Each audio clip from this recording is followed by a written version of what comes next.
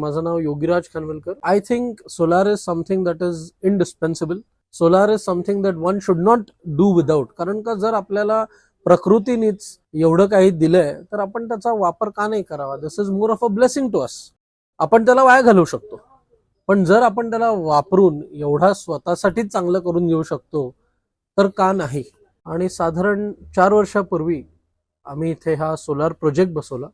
Solar system तर चांगलंच आहे, म्हणजे आम्ही 3 किलोवॉटचं आधी बसवलं, त्याच्यानंतर अजून 2 किलोवॉट वाढवले आणि त्याचे 5 किलोवॉट केले. बचत आहेच, जेवढी इलेक्ट्रिसिटी आम्हाला गरज असते ती अख्खी सोलार सिस्टमनीच कव्हर होते, त्यामुळे आमचा खर्च बराच वाचतो. हे सगळं आहे. Solar system is definitely useful. खास करून आम्हाला जे सूर्याटेक कडनं कोऑपरेशन मिळालं, खास करून त्यातल्या सचिन सरांकडनं आम्हाला जे कोऑपरेशन मिळालं, म्हणजे आज 4 वर्ष झाली आणि हे आज मला रस्त्यावर दिसले. मी त्यांना पहिली गोष्ट ही सांगितली की खरंच तुम्ही तुमचं PR अतिशय चांगलं मेंटेन केलंय.